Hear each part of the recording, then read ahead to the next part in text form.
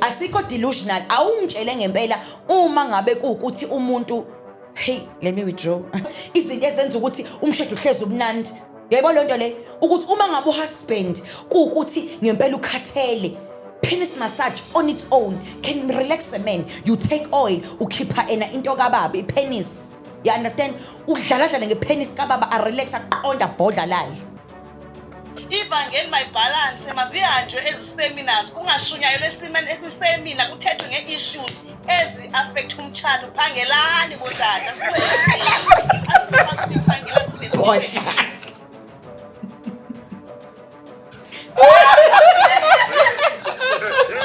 Hey, wabhodla umxhosa wakokuthi.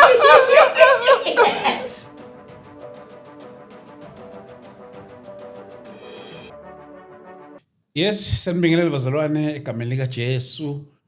Thank you so much for joining us. We're also live on TikTok.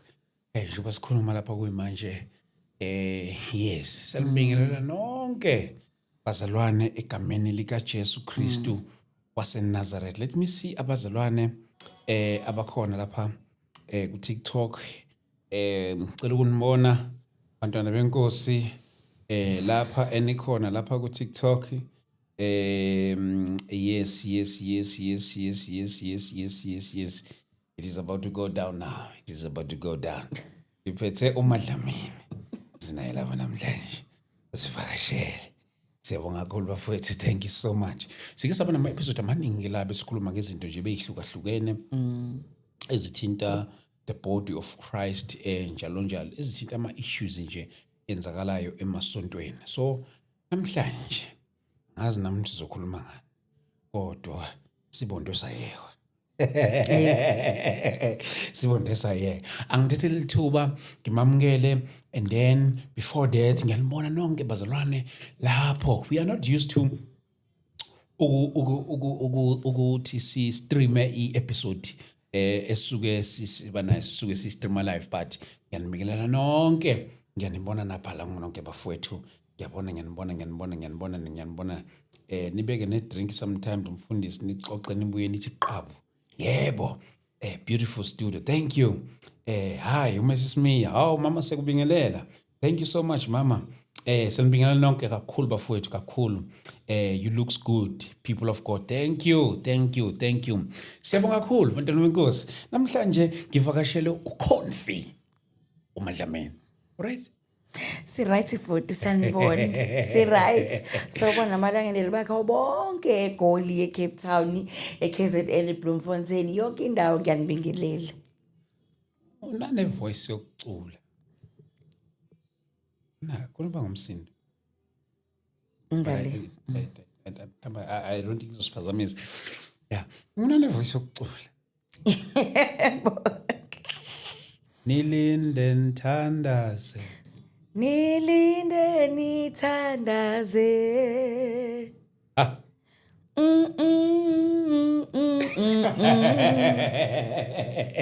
Ay, obuyoshipa vena. Kakhulu. Serious? Kakhulu. So ubulita lapha esontweni. Kakhulu from school nje way back from eBekthemba Siphi School. It's a primary ngasuka lapho ngaya eMlazi Comtech. May he so rest in peace principal wami ubaba uLucky Thuli. Then from there ngayinanda seminar kwasekujuli kakhulu ke nanda seminar because ngase nje Lidavale. Then from there ngase ngiye St Mary's Nursing College ngafundiswa amaRoma ke sengicula ke zamaRoma ke zonke ke lapho ke. So bakade ucula lezi abasindiswa and then awusushift ucula lezi amaRoma. Ngibe nenhlanhla nje ukuthi ngumuntu amabandla onke amabandla like onke ngiyakwazi ukuthi amaRoma ngifake amaRomeni ngiyangena eZayoni ngiyangena Nsindisweni ngiyangena emabandleni omthetho ngiyangena ngoba ngibe ena umuntu obe exposed ezintweni eziningi.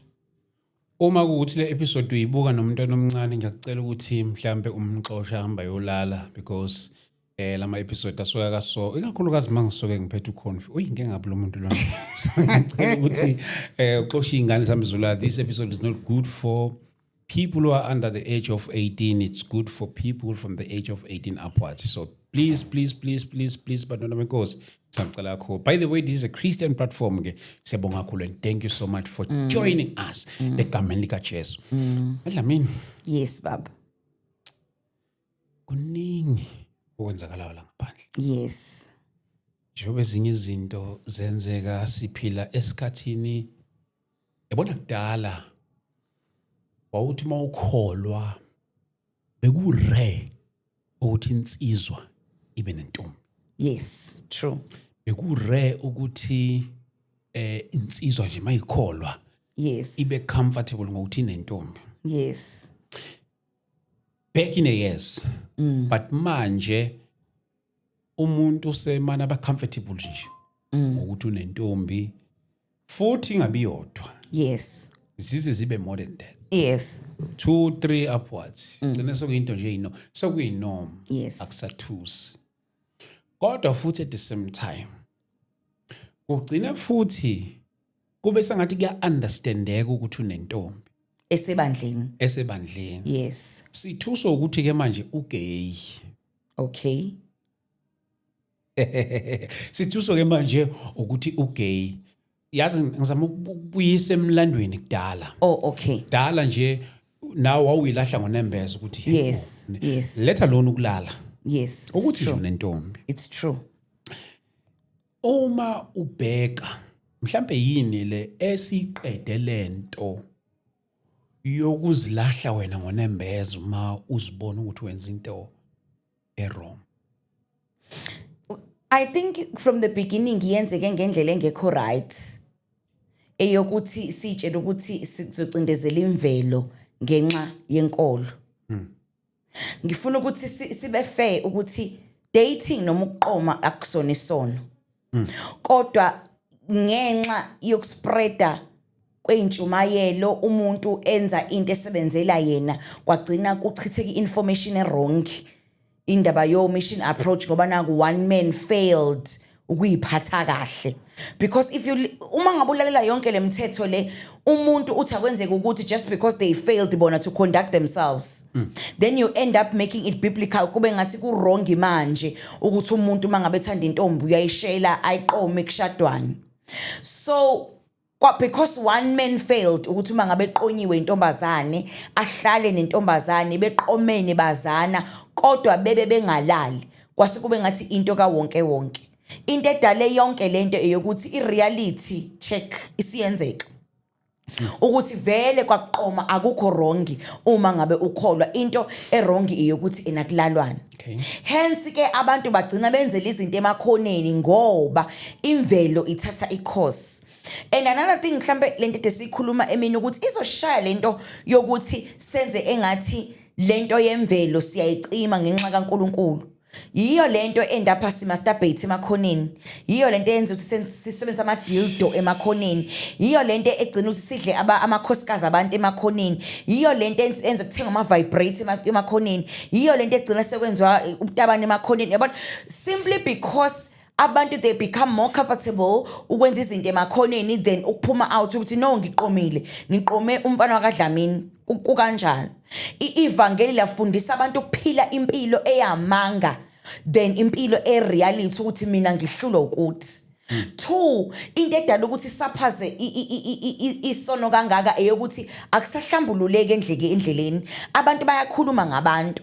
Uthi umuntu uzohlambuluka the very same thing uyayenza naye, but I decide ukuthi yena uzoma ngawe ashumayele ngawe kodwa naye unobuthakathaka bokuthi uyalala kodwa uneshend. Yayibona leyo nto le. So I don't think ukuthi abantwana bakaNkuluNkulu it's because sebona kakhulu manje. I think zonke lezi zinto zazivele zikhona, but iproblem koniwa ukuthi sisuke saphila manga. Cause ukhumbula isex bivele ikhona.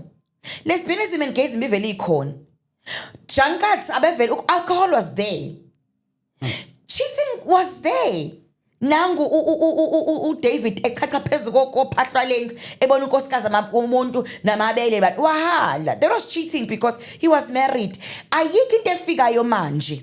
But the question must be why kule generation kube ngathi kwenzeka ngendlela indlela ivangeli elishunyayelwe ngayo nabantu abahambe phambi kwethu bangaba neqiniso ukuthi no bafana bakithi noma kushadekile kodwa kuyenzeka kwenzeka ukuthi uyithola uhalela omunye umuntu esifazane kodwa ubunonkosikazi wakho endlini.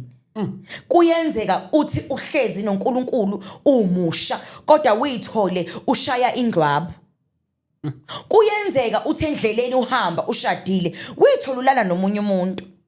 Kungabe ngathi ivangeli it's for people aba perfect because that is the perception that I'm getting these days. Okay. Hence abanye abantu endaba ivangeli belisaba ngathi it's something engathi ama perfectionist kanti no ivangeli kahle kahle sisibhedlela. Kukhona psyche, kukhona bipolar, kukhona abaphukile, kukhona kuningi abane BP kuningi indawo yokubumba. Indawo yombumbi. As abazalwane on the issues of izinto zoma lesbians and gays, Yes. stuff like that. Yes. Do you think should we embrace them, and if you embrace them, kumele siba embrace kanjani? Mhlambe if we can explain to me the word embrace ukuze mhlambe ngingakuphenduli kade ngikuphendule ngilithathe ngesizulu. Mhlawumbe nje ake ngithi ukubamukela. Ukubamukela. Yeah. Uyabona nje bhuti angifuni uqamba amanga. Uma ngabe sithi ukubamukela I think inevangeli liyasiphoqa. Ukubamukela ngithi to allow them to sit endlini kaNkulunkulu bezizwe. Uma ngabe kuukuthi sifebe siyasamukela I don't think ukuthi khona into eyinkinga ukuthi sibamukele nabo because wonke umuntu esithi akekho umuntu onelungelo lokuvimba umuntu ekuzweni izwi likaNkulunkulu. Yeah. Ukubamukela asikhulumi ngoguquko ngikhuluma ngokuthi nasi sitabane siyangena endlini kaNkulunkulu sizozwa izwi likaNkulunkulu. Who are you ukuthi ungathi umuntu akaphume uisitabane ube nawe unezinto ozenzayo. Mhlawumbe iqala la ekutheneni if you gonna start pointing ama fingers ukuthi wena uyibona uyingcono kunomunye umuntu because umvimba awumamukeli ngamapha amandla.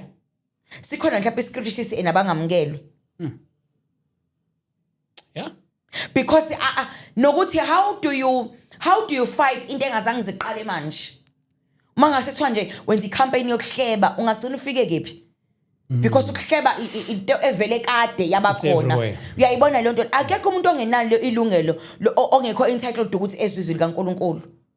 Whether gay or lesbian or trans indlu kaNkulunkulu accommodates wonke umuntu and ingeyawo wonke umuntu.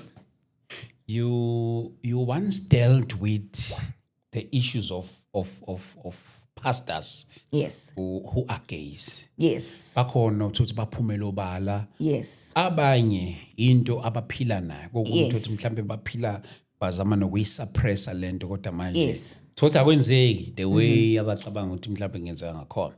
Ngiyakhumbula nje nami I once received an inbox from anonymous okwangibhalela wathi uyazi ukuthi mina ezisho mina nginonkosikazi ngishadile. Yes. Futhi nginomngani umngani wami naye ushadile okusho ukuthi we are more of a family friends. So sinokuphuma ama outing siphume yabo into uphuma kama couples. Yes. Thothi siphumile siyicouple sihambile sayodla somewhere kanye siphumile for holidays. Kodwa nje basiphumile our partners awazi ukuthi mina ngiyantshontshana nomngani wami ngilala nomngani wami. Okay, enye indoda kusho okay. mina angizange ngithuke kanje. Yes. Bathuka ngoma. Yes. Uthi it's been 15 years. I don't know mhlawumbe mawuthi khona lapho uyayibuka le episode yami ngiyacela ukuthi mhlawumbe ngaya lahlelwa icontact yakho uphinde ungithini le story sakhe ngiyasikhumbula it was a long story acelile ukuthi ngimpostele sona ukuzwa the views zabalandeli bethu. Uthi for 15 years elala nomngane wakhe ama partners wabo abazi bona. Yes. Baphila bonke. Yes.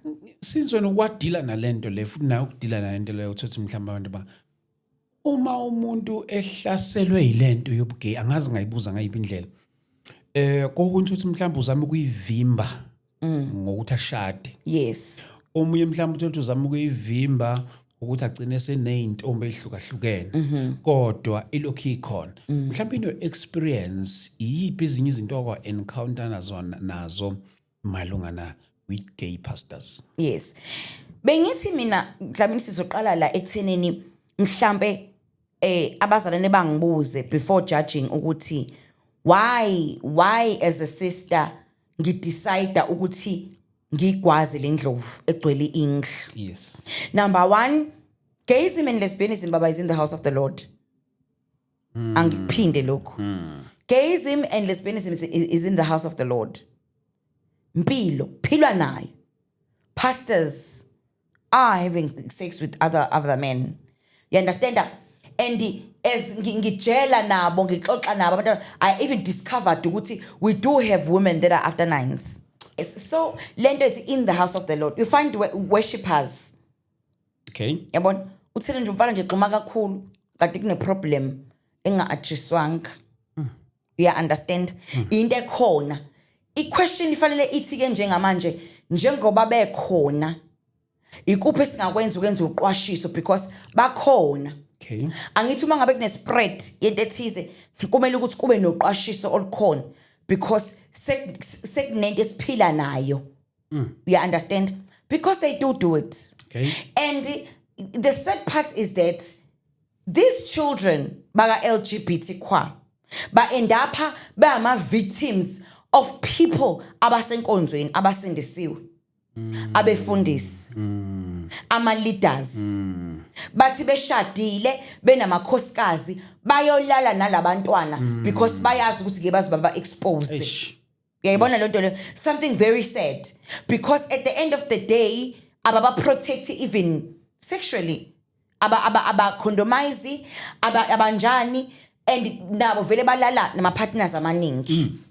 Yabona ziningi ke indlela vele ongayimpintsha ngayo ukuthi ungabonakala. Eyokuqala nje if value are saved eyokuthi udisguise ushade nomuntu oy opposite sex so that singeke size sikunaki.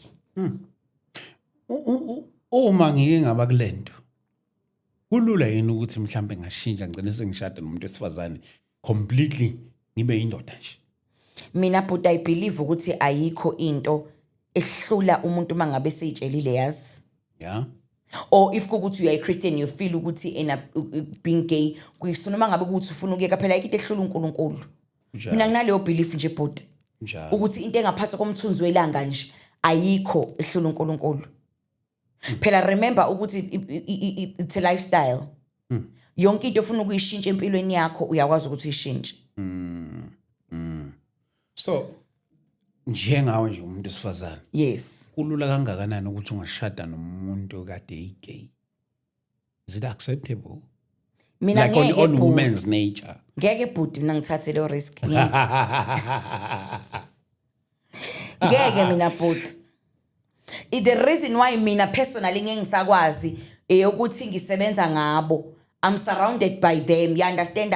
Ngihlala isikhathi eside knowing their lifestyle. I had a friend that I lost. May his soul rest in peace. We were close naye kakhulu. You understand? Ngimthanda uhlakanipho zikhali.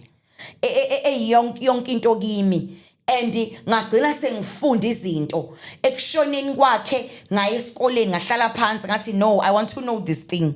Le engithathele umngani ukuthi ngize ngashone lo mngani under my no kwenzakaleni. You understand? So ngathi uma ngabe ngifunda ngibona ngathi oh you can't compare the two, woman and umuntu wesilisa, even na sexual nje you can't compare the two. Mina nje personal ngisha ngafika athi uzwe uNkulunkulu onamandla emshintsha ethi useshintshile from being gay to a straight man. Ngeke mina ngiyithathe leyo risk. Ngicela ukuphosa lo mbuzo nakona wonke umuntu osibukela nosilalele umuntu esifazane. I want to ask you this question. Can you marry a man who is having a history of being gay? Okanye who was once a gay? Yeah, let me put it in that way. Who was once a gay? Nawe umuntu esifazane, can you marry? I mean, now umuntu esilisa. Can you marry a woman on a history yokuthi ukuba lesbian? Yeah, mhlawumbe ukuba lesbian. Angazi, mhlawumbe nalabo sibuya ku TikTok, network yami ngazi yasilwisa lapha eside. Yes, nango nginononhlanhla lana, unonhlanhla is saying no, uthembekile kunene is saying no. But for you to please engage with us on my life, can you really marry a man or say converted useshintshile, he was gay, uthi usethole ivangeli, ungamshada yini wena abe umyeni wakho. Mina njengekhonfi ngithi ngeke ngikwazi. I would never go take that risk. Nangu uPamela Sithole uthi cha ngeke, uPasco uthi no, umlungu Mthiya uthi big no, uPhoenix uthi no, uthi uhlengiwe uthi uhlengiwe Mphephetha umuntu wethu esimthanda okay. Uthi no bathi no Phumi uthi no, uNeliswa uthi no simple because ngisaba ukuthi if angabuyela. Uhlengiwe uthi never, ubaphiwe uthi kanjani amanga lawo. uMendi uthi never, uMenda Ncilashe magebengana siyabonga lapho. uNtombi uthi no, uSizwe uthi no, uXolisile uthi no. One na to the other side futhi. Yeah. Let's say mina ngiyindoda sengishada nomuntu esifazane o lesbian, ngeke mina ngimshade as long as they under LGBT qua. I would never, because it's two things that you can't compare. Mhlambe bekuyoba ngcono masibiza abantu bakhona ngqi basichazela ukuthi sisho ngani. Kodwa mina I can never umuntu akasame gender ngithi ena ngiyamthatha ngishada naye njengomakoti ngithi ngiyoshada nendoda esibuyela ekubeni ena ubugay. But yini enzima lapho ngoba uthi niyakwazi ukushada nomuntu ade umbulali. Niyakwazi ukushada nomuntu kade umthakathi. Why kunzima ngapha? Yini enzima because niyakwazi ukushada nabantu abathakathayo nabantu ababulali, but bathi no, I don't see myself competing with another man. I can compete high amongst in a woman. Never asoze. Almost most women la on my life they are saying no. I think lento kade ngichaza Dlamini yokuthi if we go anatomically we'll get the answers.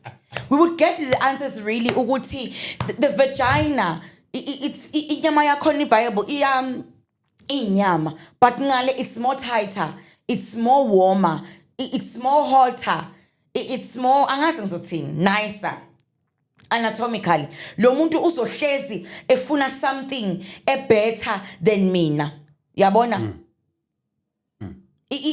And remember, same gender, when they explain it better, bathi that's where it is a collision of two genders efana omunye ekhipha okunye. Ngifuna kwenziwe lento kimi nalo ngifuna kwenziwe lento kimi bese kuhlangana ibhomu ebese labantu bayakwazi ukuthi bahlangane bakhiphe into ebajabulisayo emnandi. Kanti ku opposite sex uyenza nje wena ngoba ubona izongijabulisa, but awazi noma leyo nto ngiyayireceive ngiyayithanda noma leyo nto iyangijabulisa yini. Yawuza umehluko.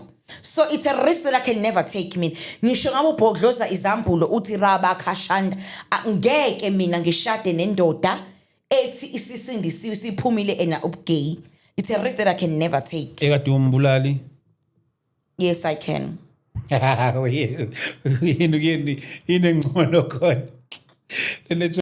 think since we are just having a conversation. If you have any question, feel free now, because we are having a conversation. But ngifuna nokuyibuza lento le.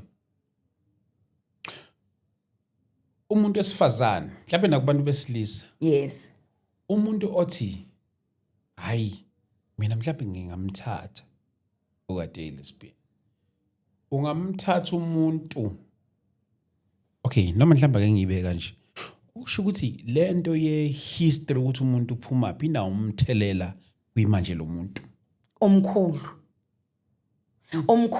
imuva lomuntu, it's very important because liya determine ukuthi sibheke kephi. But singabazalwana ngithi manje. Yes, I think it's showing ayilokho ukuthi singabazalwana. Bangaka abantu abathatha umakoti abafebayo ukuthi because uNkulunkulu usulizona kuma nje siyabakhalela. Amakhanda amakhulu bayasangana bayahema. Bangaki abantu abathatha amadoda ama serial cheaters kumanje ba divorceile siyabakhalela. Imuva lo muntu is very important ibhuti. Ngake ngatshela omunye ubhuti ngathi mina ethi nkosikazi wakho uncishe ucansi wathi kodwa une history yokuthi wadlwengule ngathi yes. uzokunikeza kanjani icathulo freely because whenever ecabanga wena mawufuna umnika ucathulo vele acabanga ukuthi uyadlwengula yamdlwengula so uzoba kanjani free ukuthi akunikeze ucansi mhlawumbe kuba wrong ekutheneni they end up getting married but nje imuva lo muntu libalekile kabi ukuthi wazi ukuthi ungowakabani uzalwa ubani ekhaya ukhuliswa ubani ukhule kanjani ukhuliswa emshadweni noma isingle mother ufundile noma ufundile yini ekhaya ukhona nomuntu wesidalwa noma akekho yini ukhona yini nama mental illnesses because nomuntu nento enisuke nizoyizala abantwana bazoqhamuka kule history le they're gonna come from kule history le esuka ikhona so kubalekile ukuthi before you commit nomuntu wazi imuva lakhe because imuva lakhe ilona ezodetermine umshado la uma ngabe lo muntu ayidume ngobufebe ngakubo kune possibility ukuthi uzokundindela la noma ngabe uthi uqhathaza uJesu mangabe ehlabelela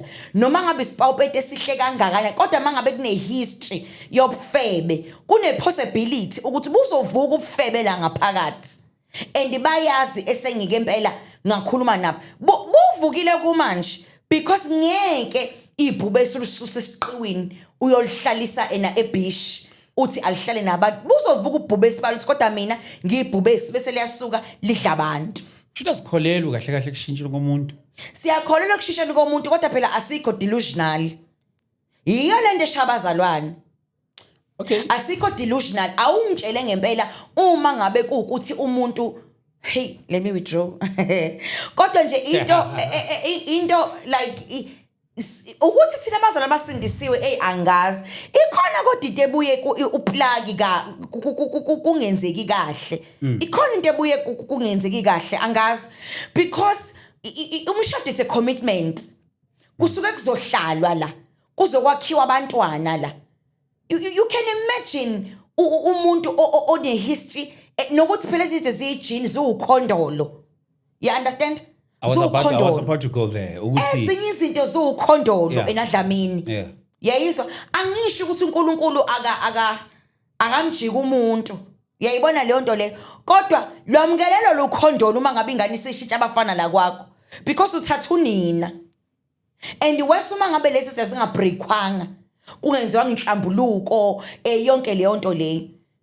Izinto nje khona izinto zokuphunyelwa izisu izinto ze divorce izinto zo rape izinto zo divorce izinto zokuthanda utshwabana lezi zinto lezi ziyathandela ingakho uma ufika esibhedlela the first thing we do what we call history taking because history taking it's gonna determine ukuthi ubale patient ehlezi phambi kwami nasemshadweni kunjalo ubona sigaxele nje njengoba sigaxele nje ilento yokuthi sivele si-excitwe amaringi ukuthi sekuyashadwa awusabheki nalapho yakho sekumnyama amehlo kanti ushada umbulali I think lento ichazayo nginikeza iquestion ethile as umuntu wesifazana yes okanye as umuntu nje yes okay because ikakhulukazi yinini and-approach iziphi lezi zinto umuntu wesifazane okubalekile ukuthi azibheke before athi I do uyabona nje umfana ngenkathi nje usaqala dlamini sizoshela uyashela ngithi first thing nje kubazalwane sengiyabaqashisa ke manje uzoshelwa wena ufuna ukushada ngeke nje ukuthi go first day usukhokha ibill wena yokudla kaspe umuntu ozothi mase kuqhamuka ibill wena usuphisa ukuchama i-red flag leyo 2 ngenkathi niphumile nabantu the way he speaks even no waiter the way he addresses people angakafiki ku dress code akakafiki ku perfume iqabunga ukuthi ugcoba iqabunga elinjani uya understand angakafiki ngisakhuluma ngobuntu ukuthi lo muntu lona uyakwazi ukuthi akukhokhele ibill uyakwazi indlela yokukhuluma nabantu unjani mangabebeka the language yakhe because language uma ngabe ekwazi ukuthi ungazongidakelwa wena language inzobe nikhulisa ngabantwana leyo la mhlawumbe ke ngiphose lo mbuzo nakubabukeli bethu baka TikTok yes yini le bantu baka TikTok enisibukelayo live njengamanje yini le okubalekile wena ocabanga ukuthi kumele uyinakisise umuntu before you say I do. Okanye mhlawumbe nawe umuntu wesilisa leyo inakusisayo before you do leyo approach leyo. Mhlawumbe futhi ayingibuze nawe umuntu uzomani yakufikile imizo omningi. Apart from okwenkolo. Mental health ngiyaxolisa. Okay. Nangu umaka onga eletha ebalekile. Uyazi ukuthi wesiba uyakwazi ukuthi ube nomuntu conversation for 2 hours ubone ukuthi ingqondo ayikho right. Izinto nje ikhuluma umuntu conversation ninoba u2 uza ukuthi kodwa ngeke akuhlangani. Yabona i-mental health is very important because ngenkathi senindawonye wangayihlola uzokubonisa ama butterfly khona sila endlini. Ila khona kuvele kuthiwa umgwaza amanxeba u14. Enga but that is why ngithi ngiyacela mina ngiyamemezela iSouth Africa yonke. Asengiyacela ngusister Confi usister wezwe lonke. Ngiyacela ngemfundo engiphiyo nesingikhansele encane ezicocwane esincane mina ngiyacela kubefundisi kusukela kophezulu kushoyena kophansi ngiyasicelela kumhla ka9 but ivaleni lento mission approach it's no longer relevant. Ngiyazicelela ngusister Confi usister osezazi izinto waxoxa nabantu usister ose experience ivaleni befundisi bami noma ngabe umuphi umfiliso noma ubhodloza umkhathi umdedele uNkulunkulu ahlale lapha phezu kwethu. Ivaleni lento ye mission approach because awukwazi ukubona uhlanya ngo6 months noma 3 months uzobona kanjani uhlanya. Nivakashelana nakhona kufika umkhokheli ozothi zavala phambi kwenu ngoba ngenkathi kunomkhokheli ilanguage changes wonke umuntu ungcwele wonke umuntu ugqoka isikete eside but uma ngabe kuqonyenwe nje kubonwana uyakwazi ukubona ukuthi ungeke nama anger issues lo muntu but phela sokwenzela ukuthi abantu bangalalani before yindaba nina fanele nigadwe ukuthi ananilalani uNkulunkulu njani what kind of God enimreceiveile nina if nigadwe njengamaphoyisa kanti uNkulunkulu akadili ngomuntu. So seniyagadwa manje ngathi ena nama teenagers ngathi na 13 uyabona nje isuka kwayilapho ukuthi how is it possible ukuthi ugcwalise ngamandla kaNkulunkulu uzogadwa nomkhokheli noma umfundisi ukuthi ungalali. Uyabona ukuthi akukho right konke ngekho right lapha akuyenzi sense wamkela uNkulunkulu wedwa kodwa kwisex usugadwa umfundisi usungayenzi sex. Does it make sense? Doesn't make sense to me. There is hypocrisy. Mawusenzele isex nje senzele nje ucansi nje uzinzele nje ucansi lwakho. Musa kodwa ukuthi uzothi agadwe ngoba akona it's not about ugadwana. It's not about ugadwana la. It's about ukuthi khanda umshado la. Asiwafuna amabhomu. Imission approach yayiyinhle komamvelwenhle. Baketuka kwayibona. Uyayibona yayinhle komama bani babevuthuza umlilo njengamanje abantwana they must be exposed abafana njengamanje bayadlala ngeingane amantombazane asesila seyadlala ngeingane allow people to date allow people to baqomane hayi ukuthi bayazana bayona library kodwa ilife ba date khona bezokwazi umuntu abona uhlanya lwakhe akwazi umuntu ukubona inuku lakhe akwazi umuntu ukubona ubipolar wakhe kungekho umkhokheli ozoloko emile lana edilize izambulo baba ngiyambona uNkulunkulu engicole emshadelweni ekhuluma into engekho Shuka kahle ikhona imishado elinyezwe ukuthi abantu bayashada through mission approach. Ikhona imishado? Eyalinyezwe ukuthi abantu bayashada through mission approach. Awunqwaba bhuti. Ikhona kodwa esebenzayo. Ikhona esebenzayo angifuni ukukhuluma iphutha kodwa inqwaba engazange ngiziphumelele. Athi umuntu kanti angazi ngiqhumelwe ibhomu ngaphakathi nginqwaba. Nqwaba. Oye mhlawumbe uthi say gay and stuff. Uyayibona leyo nto le because uma ngabe umuntu ena uzovela uhlangana na ngoJanuary seniyashada ngoFebruary noma ngoMarch uzobona nini yonke lento leni. There is why ngithi mina ngiyacela Nkosi yami ngiyacela ngiphoqe ngiyacela angiphoqi lutho futhi anginawo amandla okuphoqa kodwa isicelo sokuthi asivunyelwe izingane eziqome. Ulala. Hayi asilali phela. Evangelini asilali nje. No sengikhuluma nangokwempilo nje ingakho ngithi mesikhathi bengibuza lo mbuzo lo ngathi not relating to any inkolo but anti like more check ngekhathi zakudala abanye abantu abangakholwa nje abantu abangakholwa ukuthi babe nendlela yokwenza izinto ngendlela yabo uthi mhlambe babe hambe thothi into zabo zilase indlela thizeni ungazi ukuthi yini le ibenza bona ukuthi bakwazi ukulastisa izinto kudala no phela kudala izinto zoma bethu izinto zokhokho bethu noma bethu zayilatha because they were housewives babencengo baba. Number 1 babencengo baba bencengo ukondliwa. 2 babengafundile. 3 they were not aware of my surroundings. Yes sengibekile. Babencengo baba because babebondla. Umuntu ethizwa uNkulunkulu ethi umuntu esifazana akangasebenzi. Umuntu nje oncenga isondlo akuve ehlonipha. Uyakwazi lokho? Sidalwa. Nami nje mangasuka ngithathe manje uthi angasebenzi ngondliwe ngingakhothama khona nje ngingqothovu ka sister. Ngobani sengiyondliwa isekite efakile lokho. Umuntu nje wondliwayo ave esubmit. 2 babe ngafundile. Yayingakafika imfundo kubo. 3 they were not aware of the surroundings ukuthi kwenzakalani. Njengamanje le generation ekhona they are very aware of what is going on around. So you can never compare abakudala namanje. Yeah, musho umshado ensukwini zamanje more than anything. Nobody wants to take accountability. Okay. Indoda ipoint owesifazane upointa owesilisa. Nobody wants to take accountability. That is why imshado iphuka. Kodwa uma ngabe singase sikuhlukanise ngoba ipodcast yakho eyabantu abasindisiwe. Yes. Thina as abantu abakhona abasindisiwe sibe because we don't have time. Iministry yasidla isikhathi. Iministry takes away ifamily time. Uyabona nje unkosikazi eNadlamini udinga ukuphekwa. Unkosikazi uyasidinga isikhathi ukuthi ube naye. Uyabona ummoronge nje umpheke. Iministry takes time. And number 3 thina insini we don't talk izinto asikhulumi izinto. We act as if we are perfect and yet imizi yethu ibidilika.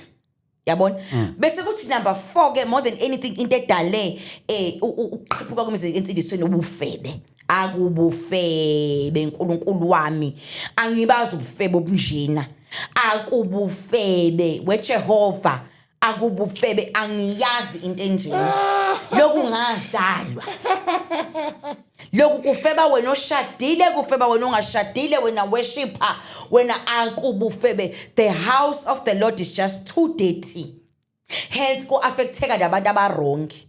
Umfundisi uyadivorce ngoJanuary aphinda athathe khona la futhi iAsha livume futhi ibandla. Usani aphakamisa omunye amdaxaza aphinda aphakamisa same church aphakamisa omunye kukikize komunye ngoJuly. Udaughter kade khulelwe suke abafuthi usekhiphisi. There is just too much of ufebe in the house of the Lord. But what can we do to deal with this situation? Because yakhumbula ukuthi le point lelibuyele kule point lami lokuqala ukuthi kudala wawuthuswa wawuzilahla wena ngokuthi uqonyiwe. Yes. Let alone ukulala lokho nje kusekukude kakhulu ukuthi nje uqonyiwe nentombi. But manje umuntu usezabe ngisho nezintombi eziwu2 kube normal. Uyazi aseve futhi nje. Uyazi ukuthi kudalwa yini abantu abase front uma ngabe into yenziwe umfundisi usana uzoyiyekelana. Ngeke phela. I always say ingane iyenza lento eyibonayo phambi kwabo. Angithi obaba bayi abashintsha amakhosikazi engathi ama underwear. Angithi obaba abalala namakhosikazi ashadile bebe kwayibona beshadile. Yazi ukuthi abekho abantu endlini yenkosi abalimele njengo keyboard player nama worshipers. Do you know that? Uyabona labo bantu akekho umuntu endlini kaNkulunkulu olimele njengo keyboard player ne worshipper. You know why? Bazi wonke amanyalo yisi. Ukhipo player wazi ubaba ukuthi uthe phuma endlini unkosikazi esemsebenzini ebefonela baby ngisayima respect. Uthi baby komunye lezo ingane. That is why akekho umuntu endlini enkosi arrogant njengo keyboard player ne worship. But you've never asked yourselves why be arrogant kangaka. You always judge them ba arrogant ngoba kuku. No, bazi izinto ezingaziwa. Kunezinto ekumele ukuthi as leaders niyifihle. Kulungile kusufe but fihla why nizokwenza phambi kweingane la uyashumayela kona la kodwa uyalala uyalusa uphinde futhi wena uqobwe udle khona la wose khona la. So obviously I blame no one but the leaders. I know prayer is powerful. Nani bazalwane bami lapho ku TikTok what is it that we can do to deal with the spirit sobufebe? Mhlawumbe khona indlela esingayenza, mhlawumbe umuntu uzothi ukudla esikudlayo. Yes. Mhlawumbe umuntu uzothi Definitely kudla vele sikudlayo. Ukudla osukudlayo kwakuthi makoto mangabe egana ancishwe ucheese namaqanda. Do you know that iqala? Yeah. Because lesi zinto ziyavundisa. Zenza ukuthi ulithande ucansi. Uyabona? Kodwa nje oxakekile ngempela obonayo ukuthi ufebe ngempela abiyamxaka. Hayi bandla ka eclinic awuthola idepho. Izomsiza. Obona ngempela ukuthi cha nami kuyangeqa lobufebe lophu. Buyangeqa futhi sekuhlula inhlambuluko no ngiyam-advise akawujova ngedepho nje kuzophela nya. Iyaqeda ama feelings liyanto ubhekane nenkosi. Angazi ke madodeni. Noma kufanele ukwenziwe inike ovasectomy ke angazi kodwa nje kuma wesifazane mangabuswa ukuthi uyasha iyakushisa lento ufe no ye clinic yojova idepho uyobuya ungibonge khona ku live. Awuthi ngithathe nansi comment uthi iqala ifuse kudansa esonteni kungashunyayelwa insindiso. Yeah, I love this. Shouldn't ngamanye amagama umzalo noma lapha uthi ezinye zezinto okanye ikhozi yazo lezi zinto ukuthi ugcina kube nesikhathi esincane sokushumayela kube nesikhathi esiningi sokudansa then ukushumayela. I think lelo point lazama ukuliveza. I don't know bathini ngakwena. Mina abami nje lapha bakhuluma ukuthi is confuse uyayivala manje mission approach bayahleka nje eheria. Sisekulela point le mission approach. Yes. Okay. Nangu ethi uDr. Owamakhosi Bhengu nasemadodeni idepho is very good dear.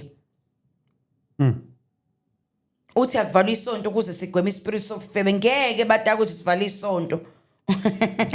Ngeke kodwa nje I'm telling you and another thing edala nemshado ukuthi ingasurvive these days guys akekho nje umuntu okaqoqa ama couples ashadile yazi mhlambe uba ilowo oqoqile ama couples ashadile nakhona ubone nje iflow yokuthi awu angabe safika ngisho ku 3000 mhlambe I think ubhuti wami kuphela umuntu engisambone successful ubakhe Dlamini. You understand that? Oseqoqe ipodium. Abantwana bakaNkulunkulu abahlanganisa abantu abashadile ubone ukuthi awunkosi abekufika abantu abambo. Abantu izinto zathi abashadile abayithandi. Hayi ba enjoy thina esidivorce. Uvela uxakeke ukuthi ayibo. Yini labantu be-entertainwa izinto abangekho kuso but. Because abantu abadivorced they are very contagious. Do you know that? Yeah. Abantu abadivorced they are more powerful banezwi more than abantu abashadile. Do you know that? Uma ngabe ngingena ku social media mina ngithi qhafa inkinop abantu bayayingenela. Nabantu abashadile. Kodwa uma ngabe kuzoqhamuka ubakhe Dlamini or whoever uthi nje Buthabani ubiza abantu abashadile ngeke bazebeze. Lotho. Angibazi babhorwa yini because phela bashadile. Especially abazalwane. Abezi and yet fanele kuyokhulunywa lapha two bese kuzobila ama speakers ikabiza abantu. How do you collect people uthi abantu abeze uzobatshela ukuthi uNkulunkulu ukho?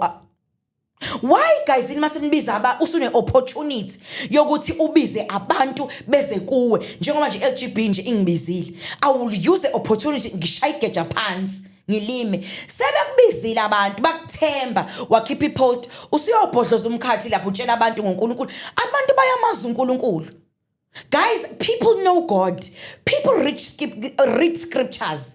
Wena hlala entweni unique abantu abayidingayo ukuthi guys hayibo niyabona kodwa ukuthi kuyenzeka sishadile ngempela siginqwe nakho silingeka nawo lama weave afikile kwenzeka kanjani ukuthi ngithi ngishadile ngihalele umuntu namba abafazi bethu besidele speak ireality musu kobhodloza imkhathi lapha uqala ama chorus abantu bashiya into zabe ezibalekile bakhokha imali wena uzokhuluma lapha ngoNkulunkulu besazoya esontweni futhi Sunday instead of telling them ireality talking to them ngomshado ukuthi yini into ebanga imshado ukuthi iqhephuke mase nibiza abantu ST anibe nesaba realistic futhi khona obuza into ama seminars emshado niwenza inkonzo ngeke ngiye nami lapho ubiza isemina uyenza inkonzo I can never go there because ngiyinkonzo ngokwami angazi uPaul uthini ngale ngibona umfowethu lapha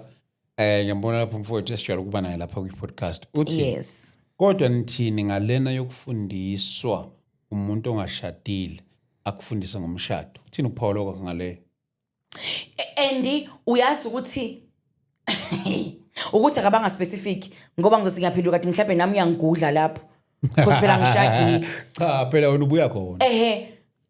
Understand mina ukuthi and ave bebalalela ke nayo nje danger dam ave bebalalela because ayikho yes they are khona abantu abahlakaniphile abaphiwe intelligence yabona but uma ngabe ungakaze ungene kulezo inkinga zemshado kulo lokuthi uthi uma ngabe umbikela ukuthi hey uyazi ukuthi usibani obviously I divorce umela lento hayi ngeke o divorce so kwingozi uyazi ukuthi webhuti mina ngizokutshela iqiniso ngoba phela sizisafika lapha uyabona ngigibela amabhanoyi mangiza lapha bhuti kuwe ngizokutshela iqiniso mina abantu abadivorcile ave bene power emlonyeni people that are divorced abahlula umshado akuve belaleleka abantu abangekho entweni akuve belaleleka manishadile nje guys vamani uba maqeqebana nodwa because kuyenzeka si recruit do you know that sikhiphe ngaphakathi sikufake ngaphandle angiphinde uyabona nje ngoba ngihlezi lapha amandla enginawo uNkulunkulu anginike olimini ngingakhipha umuntu ongaphakathi esibayeni oshadile ngithe ngimjijele ngaphandle engibikele nje inkinga eyodwa ethe nje umkhwenyana wami ungichithele noma umkhwenyana wami kukuthi ngimthatha ngimkhiphe ngaphakathi esibayeni angijoyine ngapha so yabona ukuthi it's not all of them okufanele ukuthi ubalalele uma umntwana kaNkulunkulu ufanele kube nama senses okulalela ukuthi uNkulunkulu uthini. There is akubalekile ukuthi hlala bazana nibe nama seminars but ayubiza ama seminars niyochechisa abantu lapha niyoshayisa abantu ithomoyi abantu bafuna ukuzozwa inkinga zomshado not ukuthi nizobabhodlisa uNkulunkulu bayambhodla kumanje uNkulunkulu abantu mabeqeda lo live abantu bezobhodla uNkulunkulu seminars are omshado we must talk about communication we must talk about sex we must talk about sex positions we must talk about finances we must talk about children we must talk about communication we must talk about izinto eziwukhondolo we must talk about perfumes we must talk about personal hygiene we must talk about looks, we must talk about gym, you must talk about romance, we must talk about izinto zokumsha not ukuqheqa nethomoyi because Sundays isaya khona lapho even sex positions sex positions ukuthi uma ngabe ngempela ukuthi Nando style ayisasebenzi you understand ngingenze njani mangabe ukuthi Nando style ayisasebenzi nanti Nando's lapha you understand ayisasebenzi Nando style singakwazi ukuthi sishintshe senze bed of the corner yabona noma senze on top of the table talk about those things ukuthi okay ukuze umyeni wami ngihleze ngimthanda akaqobe yipi perfume umyeni wami umkhaba usuyalenga izinto ezinjalo don't go there and open scriptures pastors are there to do that wena ubiza abantu kwisemina ukuthi uzokhuluma ngemshado yabo ukhona umfundisi wakhe Sunday uzobemvulela ivesi alingene njengoba nami ngikwi-podcast ukuthi lathi iBhayibheli Abraham wamazi umkakhe udlule futhi nakhona uyakhota uyadlula shwi but indaba ila ukuthi how do I keep my husband tantalizing muhle ingqakala yakhe ngigcobe siyamasajana o penis massage yabona izinto ezenza ukuthi umshado uhlezi ubunandi yebo lonto le ukuthi uma ngabe uhusband ukuthi ngempela ukhathele penis massage on its own can relax a man you take oil ukhipha ena into kababa ipenis you understand udlaladla ngepenis kababa a relax aqonda bodla lali kenze umama uthi uyena one sex one bathini sex drive ukudlula ubaba umama une high sex drive kuyenzeka abantu abafani phela people abafani outpour of estrogen awufani kubantu indlela nje like abantu besifazana abafani khona abantu abasifazane hyperactive khona abantu besifazana abane low sex drive but kuyenzeka due to ukudla vele ena esikudlayo kodwa khona umuntu besifazana nje phephele emhlanje nje uqanda uthi uyambamba uvala ngapha imvukuzane uthi uyavala ngapha kucaca ukuthi no noma ngabe nawe umuntu ostable ocansini kodwa kuyakuphoqa ukemen's clinic ukuze ugijime ngepace yakhe ukhona umuntu esifana nonjalo uthi akaza sabe prostitute futhi akaza sabe sife kodwa nje cha ziyakha ustrogene wakhe nje ukudika embedeni uthi athi ngila kuphuka iqolo bakhona kodwa unjalo wena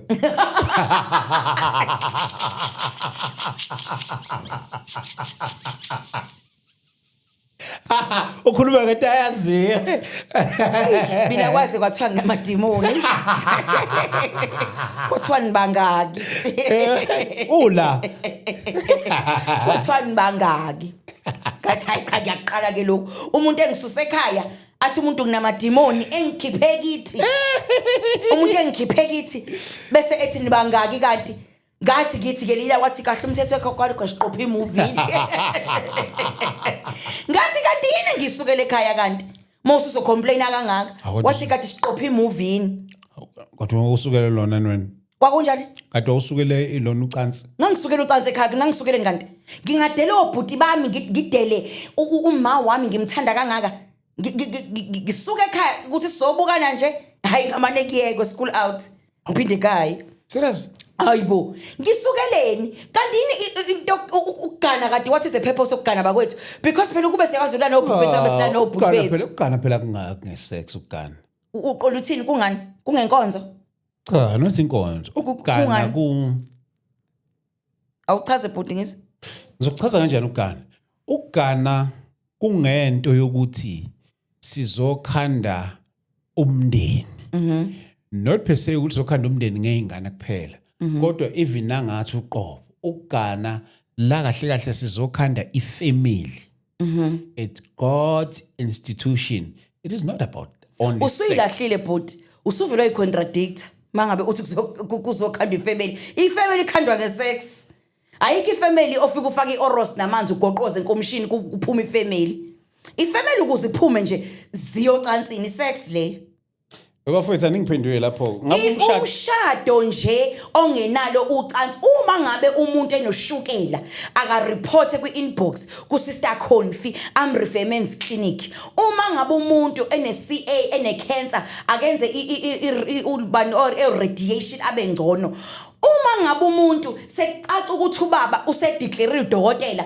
ukuthi it's non functional aziye e-pawn shop kuyothenga ama-vibrator ukuze kunyakazise akube khona okuvibratayo dildos yonke leyo nto ukuze umshado uqhubeke because umshado without sex siba that marriage iba null and void makukhanda umndeni nje kukhanda umndeni ngocansi bafethu niyavumelana naleli point elishiwo Confi la ukuthi umshado is about sex niyavuma uyibeka kambi kodwa usho njani yebo usho njani yebo ingakho abafundisi bethi ngibeka kanjani ngibeka kanjani yebo ke kulungile ngabe umshado is about sex umfowethu lapha uthita uthi no the real mode uthi she's correct uthi ngibuke futhi lapha bakhona bapholayo ngale uthi I disagree bayaphika bathini lapho lobukhwela bayavuma bathi yes mina la bayavuma uthuli mapholo yazi ukuthi indaba disagree it's because iholo yakhe igcwele ama hypocrites yazi ukuthi indaba disagree obala ngicela ukunibuza abazalwane ngoba niyangibona obala babesube ngithumela ama inbox abafazi benabanilali kanti ebazana nehlukana nokuzenzisa abangcwele do you know why la bephikisana uTikTok wakho nowami mina uTikTok wami ugcwele amakholwa ugcwele izangoma ugcwele ushembe ugcwele izayoni ugcwele idabane mina wami uTikTok ugcwele izwe namakholwa owakho ugcwele amakholwa kuphela kugcwele abazenzisi lapho yayibona leyo nto le uma ngabe kunjalo baba sobe ngisena ama inbox kanti bethi umuntu ena uyadivorce ina ngoba umfazi akamnika ucansi uthi Zoom yes Tokozo yes Pasco yes it's about sex bakwethu kanti siyapi usiphila bani sibaya uzusuliwe uthi yes upush uthi yo you honest as Deliza marriage is sex. The reason why your TikTok is clashing with mine, it's because la nginabantu abakhuluma reality lapho kugcwele abazenzisi. Uyayibona bhuti ukuthi ngicela ukubabuza ngifuna ukubabuza laba okay babuze bhuti ngifuna ukubabuza namba ababuze webafowethu in that case uma nithi it is about sex, so let's say ke manje ngisesigabeni la khona uthola ukuthi ngiyagula mhlawumbe futhi naseguleni kwami sengine problem la khona ukuthi sengi dysfunctional. Yes. So what do I should ngamanye amagama uma upartner wami wena uzohamba just because I'm no longer delivering as I used to, should ngamanye amagama ngoba uzele yona kushuthi awungilalelanga ila sister confess eqhamuka khona phela. Let's say akwenze konke lokho ukizame khona manje uthi sengizameke zonke izinto Yes. okuqondane nami Yes. ukuthi ngikwazi ukuthi ngidelive as a man. Kodwa ke manje if ukuhlangana kwethu it was only about sex. Yeah. Shushu ngamanye amagama uzongishiya just because uma ngabe wena usuhluleka phela izokuqhubekela idildo nje. Hawu, Iphi idildo kanti? ngikhona. Angithi uzobujabulisa unkosikazi wakho. Imake Dlamini. Phela lanto le ifana nokuthi mhlawumbe ngithi hayi ngiyarentisa ngawe. Dlamini ingadi dildo noma mhlawumbe idildo kanti idildo Dlamini because idildo it's an artificial penis. Siyajabulisana la nemshadweni. So ngenze njani ke Dlamini? Okay ke nakho ke udokotela usiyadeclare ke ukuthi usuyagula ke wena at the age of 32 mina ngina 29 ngenze njani? Ngifebe ngingaphandle. Marriage represents Christ and the church.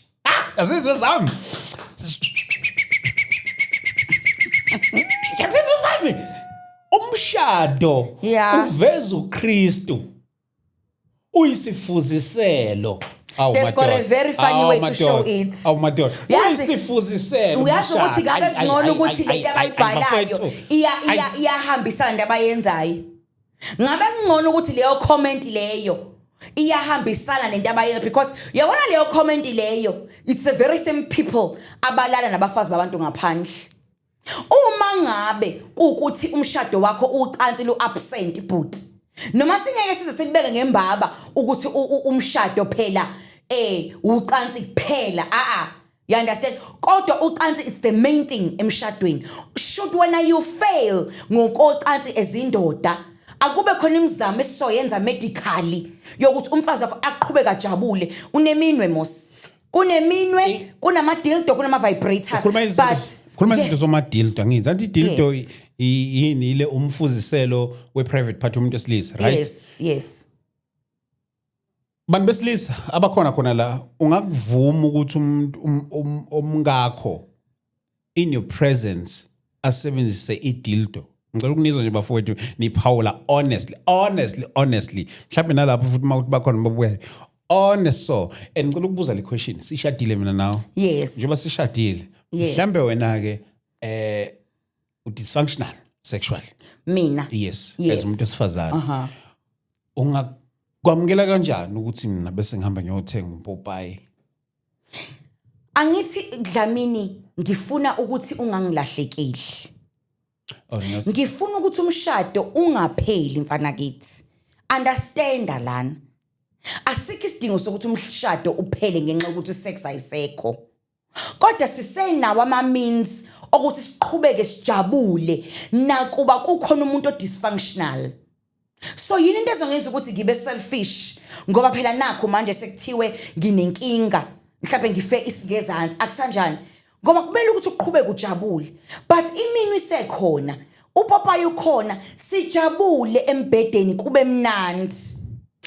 Mhlawumbe akusenze kanje when I make it more interesting now.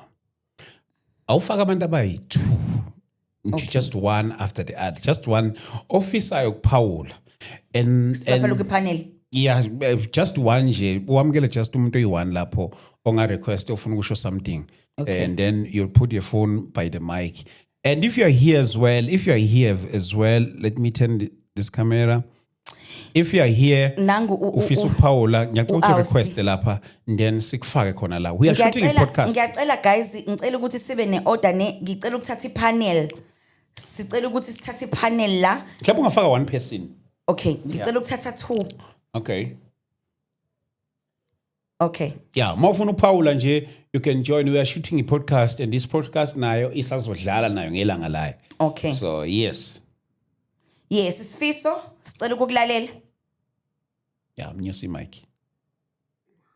Ngibingelele. Yebo. Yebo. Hayi ngicabanga ukuthi sisishaya esikhonkosini ngoba into ebalekile kakhulu angazi nomfuni yami yalokhozi ine-problem. Kuyazwakala Sifiso. Mhlawumbe omsondeza nangala kuze bazomuza laba be-podcast. Yeah. Yes. Yeah, it's fine. Ngicabanga ukuthi ngishaya esikhonkosini ngoba into ebalekile la ukuthi nibambisane ngayo yonke indlela ukwazi ukumjabulisa umuntu wakho uma ngabe ukuthi unenkinga mhlawumbe akusavuki ukuze umshado wakho ukwazi ukuseyiveka. Okay. Okay. Wow. Ngoba uyabona lento yokuzenzisa ayisizi ngaphela.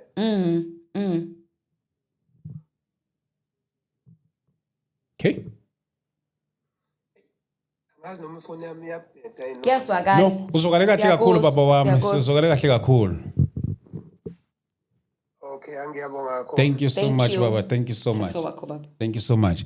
If ukhona lana office ukuphawula ngaloludaba, mina uthi cela amakholo. Yes, yodinga asithatha amakholo asithathe Athanda ukuphawula intweni ezisuke zingakhona. Kodwa ke ma ukhona umzalwane office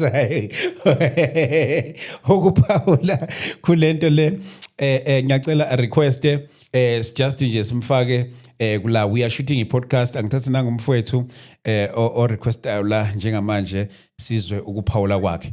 Mntaka baba.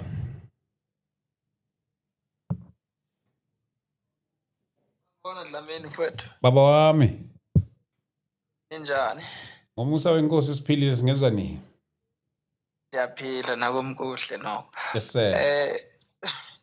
Yes, ndifuna ukuthi both of you are correct. Yes sir. Yebo. Yeah. Yes, emshadweni yona isex iyadingeka kakhulu.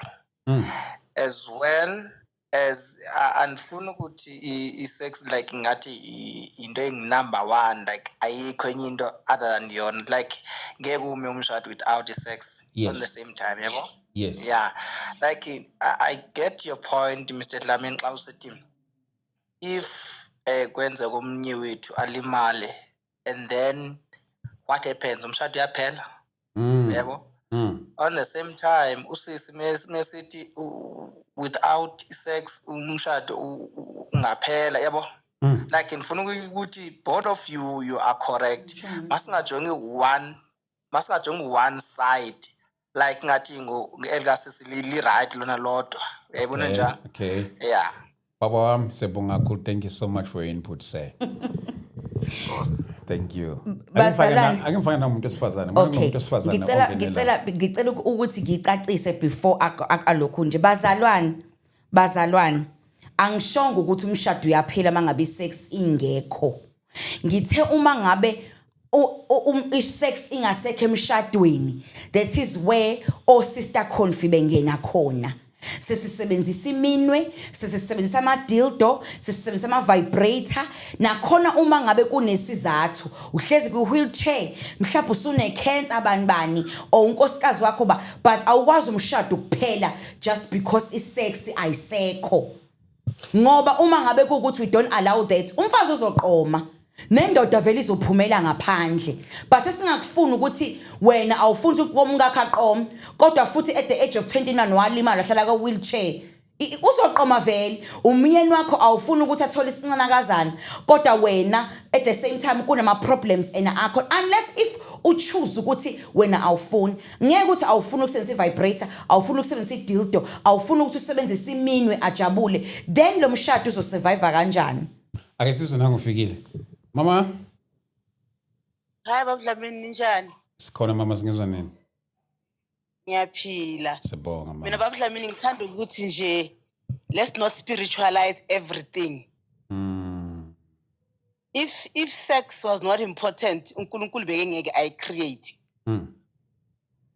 So asifundeni ngakho konke so that imishado yethu izoba successful singalibele siloku divorceiswa into eyincane nize lihlukane kanti into bingalungiseka cha umuntu wakho ngendlela okumele umuphe ngayo bese uzothandaza after or before asinga spiritualize everything because of that spiritualizing everything iyo le emotion imishado nasekamereni usubeke neBhayibheli awusafuni kuphi umyeni wakho wena nje cover asimeni ngani.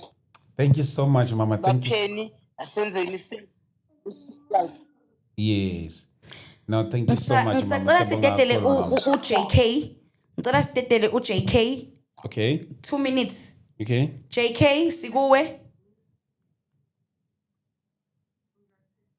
Siyaphila ngisacela ukhulumele phezulu ma. Ngiyaphila. Mina according to ngiyacabanga it's not about the way usiphilile yini. Sex iyawakha. Can you imagine ukuthi wonke umuntu let's say umama efethelwe kabindlu indoda iyakwazi ukuphuma lesindoda mayithi every time ukhathele noma umama uyangisiza ukuthi so it's not always about sex and uma kunenkinga ayo iyakwazi ukuthi so it's a package. Siyabonga. Okay, it's a package. Siyabonga. Sicela udedele uMendi G.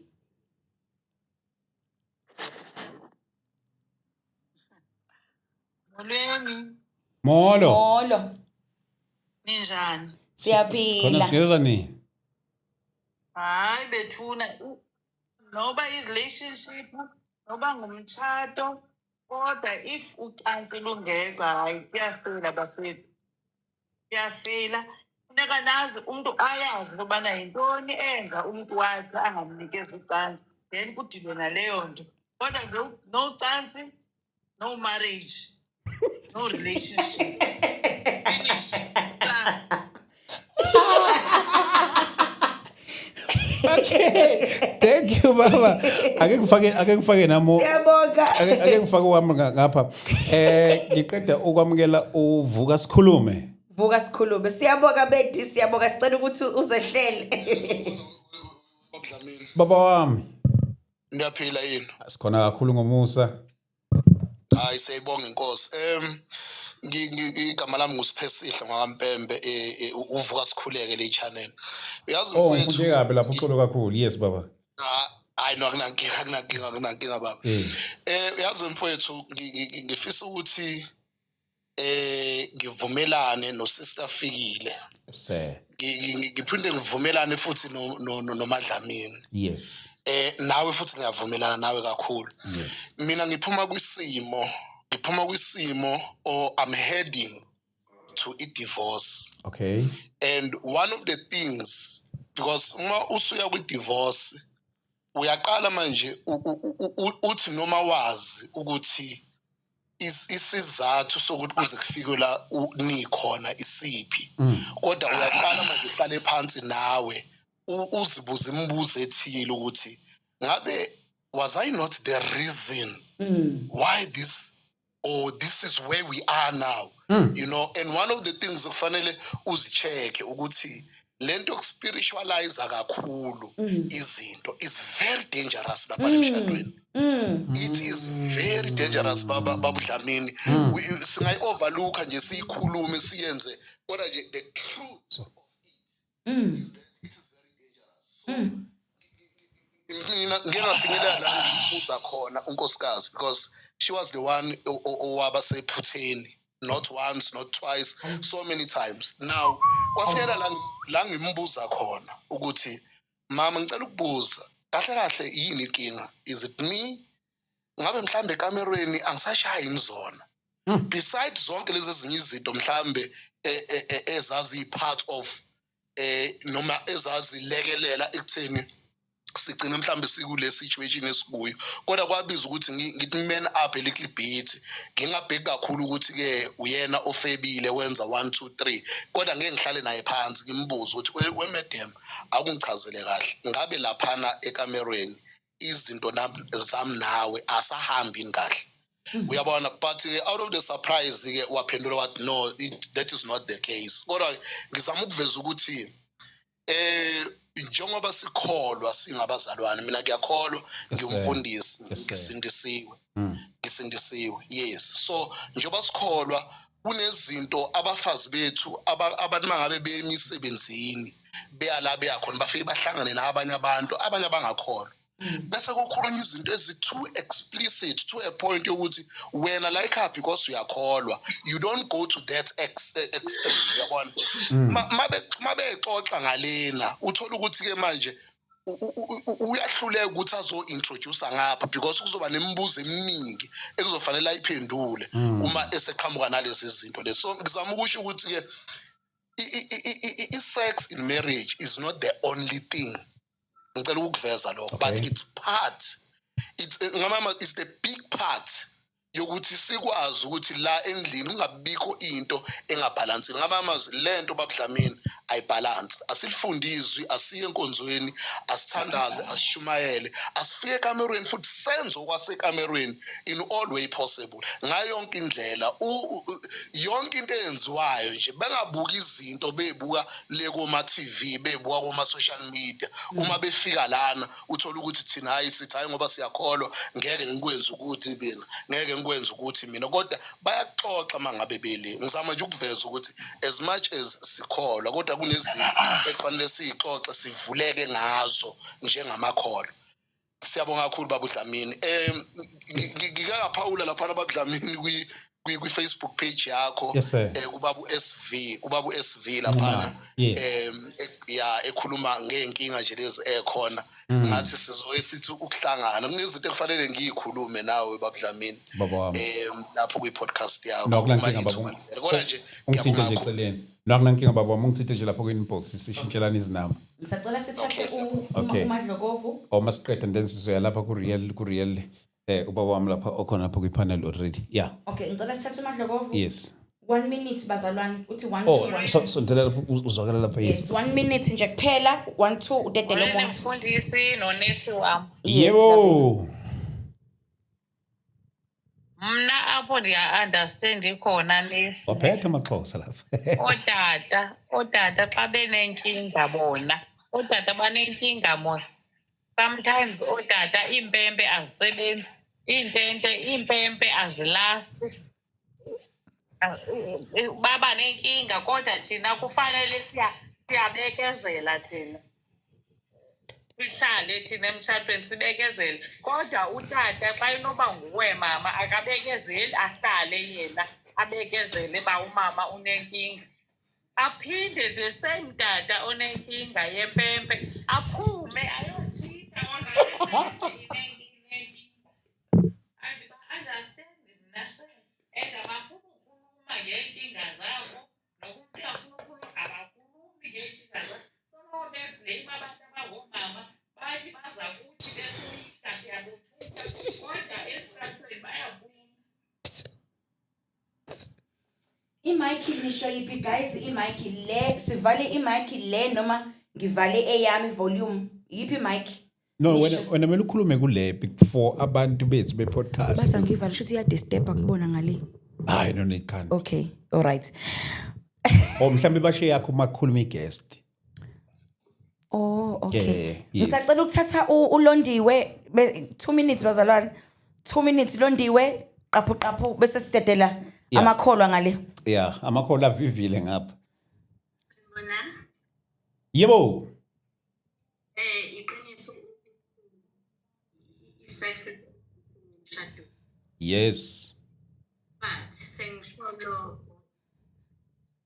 uma omunye kufathi ukuthi akasakwazi ukwenza uqanti imelelo noma yedwa phela mhlawumbe ezempilo or something like that uku-introduce the artificial njengomadisto and everything ziya nakhona kumuntu yabo for instance uma idildo isebenza kuba ngcono uma isetshenziswa yena ubaba aparticipate kulowo mdlalo but not ukuthi anguve valwa phi my cam ngivale my cam lokho kulimaza imizwa right if yena ubudoda bakhe nawo challenge nami ngumuntu wesifazane ngiyacabanga ukuthi uma kuba kukhona i-sex educayo I must be part of lowo mdlalo but uma ezohlala nalowo muntu yedwa mina ngibukela then I feel like lowo muntu uyangehlisa i-sex is for intimacy anything e-introduced-wayo ima part of leyo yinto hayi ukuthi ayenze umuntu isikolo omunye abukho I think lapho-ke la ithinta khona imizwa idildo akayisebenzise ubaba uzojabulela ukuthi angithokozile noma kubele mina ngiyisebenzisa yena engekakwazi ukwenza Okay. Thatha kwekho. Thank you. Ake ngisathana awubuyicheck le mic angiyiboni lapho. Hey. But mele makungena i-guest mhlambi im-news I think bathi iba ne-echo. Baba wami ngicela ukwamukela. Molweni ngiyezakala baba. Kahle kakhulu tata. No, ukhuluma ba umlondo la eRichards Bay baba. Baba wami. Sebalikhulu. Baba. No ngithi mina uyabona lento uma suke sukholwa ngazi ke mhlambe ngizovumelana udadewethu ngizovumelana nonke. More especially ngizokhuluma nje more specifically abantu ngiyaba nabo abafundisa abaningi abaluthola ucansi. Eish. So into edala ukuthi bagcine sebaba nama side chick abawafihlile emaceleni because abomama bafundisi bayanqaba nalucansi. Ngeke ngamangala sike sathi sihleli nabo baba bekunenkonzo nje somewhere empangeni sihleli nabo baba sibaningi nje asazani ngisa-introduceana sesiyaxoxa gcina kusekufika kule ndaba yocansi. Usuthi omunye hey mina ngina 6 months ngaluthuli. Uthi omunye hey mina ngina 3 weeks omunye nginonyaka wonke. Omunye wathi hayi mina uyaphela nje u2 months. So angisho yayibona ukuthi lento le abantu besilisa abayikhulumi lento kodwa abadla ngaphakathi. And ngikhuluma ngabantu abaziwayo. Ngikhuluma ngabantu abashumayela ivangeli, ngikhuluma ngabantu abaprofethayo. So ngithi uyabona ukuthi isitsha masingena singenisa kanjani singenisa komama kuba ngathi mhlawumbe banengcindezi more especially ukuthola ukuthi lesi mhlawumbe umfundisi mhlawumbe umuntu wamatende umama mhlawumbe ukuthi mhlawumbe umuntu odayisana umama uyasebenza njalo hlale complain ukuthi ukhathele unaloko so kudala ukuthi lezi inceke zikaNkuluNkulu zigcina senzenza izinto ezibhedayo omunye nje ubaba wagcina sethulula umuntu eceleni eseyithandana naye kodwa uma esexoxa ukuthi wagcina seguilty ukuthi manje sewuthola umuntu kodwa manje wezicommitment noNkulunkulu wagcina semlahla lo muntu oyena baba nje uyophekile so ingakho nje uvumelana naye umama lo ukuthi when it comes to indaba yocansi enziwa lo muzi usuke sune side effect lo muzi usuke sulimele kakhulu because singakhuluma le session ucansi Imake ngicela ukuphazamisa mfundisi. Okay. Mfundisi. Okay, now ucela ukuphawula kancane lapha udadewethu. Mfundisi mangabe uthi emshadweni omama basindisiwe banika ucansi mawuthi 6 months ukhuluma ngento ekhona noma usuwenza ihaba since nje samaZulu unyaka noma u6 months.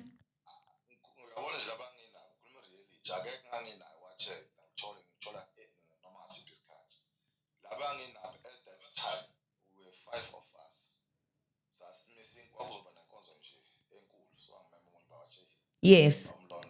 Just come. Then I drove there. My pastors, I was very surprised. I was very shocked. Baba open up noma itopic engekho ngalokho. But aba open up bakhuluma babathi mina nje angiluthola ucansi senginonyaka. Senginonyaka wonke. Unyaka emshadweni engathola ucansi. I'm telling you.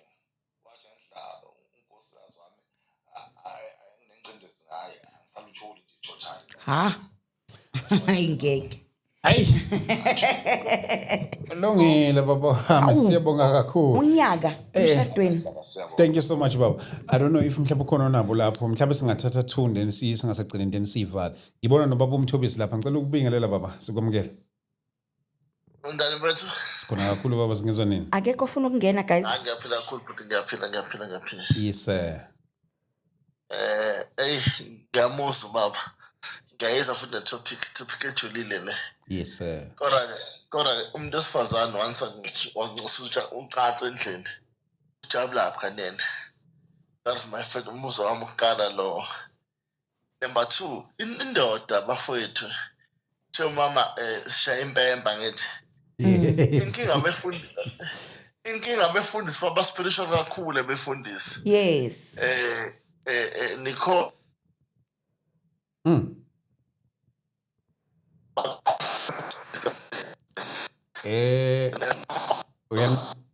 uyanqamuka manje mfoka baba ngazi kwenzakalani? mina Nakho ke sokungcono. yeah so ngithi mina ke abefundisi baba more spiritual nokunaka kakhulu ibandla agcina equation engayibalansisa ngithi anakho nemali embhedeni nalekha ngithi thothi isikhathi esiningi semvuselelweni ngithi uma ngesikhathi ugijima emvuselelweni ubuya ngo-1 ebusuku unkosikazi uhleli nobani endlini that's why abanye obaba beleke ucansi ngithi ufuba ukhathele akasalenza ucansi number 2 ubaba akachata ngithi manje ndofana uchathe phela sikhulu inkinga esibhekene nayo Mr Dlamini inkolo yokusindiswa siqhathe kakhulu because to asichathi asenze lutho leza esikhule ngazo njengamadoda Dlamini silahle ukuba umuntu omnyama Dlamini ngithi saphende Christianity ngithi that is why befundisi betholengane encane ngithi because the mistake iqale lapho ukuthi ubaba akasaperform endlini ngithi baba akasachatha ubaba akasahambe ngisho dokotela sekuyabheda kubaba ngithi ukhama uBenten yashisa sifrika uBenten ngithi Uyachatha uBenten. indoda noma yes Benten yazenza lezinto lezi uBenten ayenza dokstyle ngithi wena wazitela afika ngaso kuphela ngithi awumezi uma umfazi wenza izitayela zonke nje adunusa mayidunusa abhele ajabule umfazi achama asiqhathe umfazi ngithi because the challenge esibhekene nathina siba Holy Spirit kakhulu sijule sibe manje masontweni ngoba ngelinye ilanga siyokhuluma ngokusikwetha Nkosi. Kufanele sikhulume ngokusikwetha ngelinye ilanga. Mhlawumbe ngizothanda siyabonga kakhulu baba. Thank you so much for this powerful input. Thank you so much baba. Ukuthi uyiqonde ngqo nje ubinjalo. Hayi noma ngitshela Dlamini abone eThekwini khona udokotela uMthembi lo uMamthembi lo ukhuluma okhosini. Abantu abayekela nje. Khona umama lapha edrobheni lo umhlaba zasusa umfazi. Thanga imbizi indoda ukuthi usindisi imbizi yaziklina nengendoda ngithi. Banenkinga sibe Holy Spirit kakhulu ngathi izulu manga sensimbiza ngengene izulu. Bodli zambulo. Bohamba befazi nakentsheni iqiniso mina futhi bohleli ikhala njalo ucathi ungatholi ngoba umuntu onyaka ucathi ungatholi uzibuza umfazi ujabulaphi umfazi lo ngithi ujabulaphi umfazi nonyaka angeke umuntu of 50 years akasajabula umuntu of 50 years usajabula ngcono ngabe ngiyeza umuntu no 60 kuyaphezulu kuyale understand kodwa 55 years lo mama usadinga ndocathi ngoba usenemizi igazi lisashisa ngithi ngiyabonga.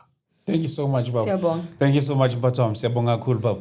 I don't know if ukhona lapho then mhlawumbe sima ukuthi ukhona vele thathwe yedwa then bese sivele sivale kungase kuseni bafowethu kungase kuseni. Ngicela ukhona odinga ukurequesta mhlambe yeah then nami ngizothatha one lapha ngakumina. Ukhona odinga ukurequesta ngimfake bese siyayivala. Yeah.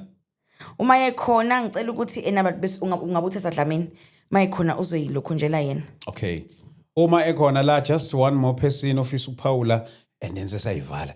Sisho ukuthi podcast lapha isazophuma kwayona le podcast. Yabona ukuthi siyishutha live si engage nani kwa TikTok and then i podcast le izoba nelanga ezodlala ngalo nayo ngokwalo sebeyibuka nabantu abahlukahlukene.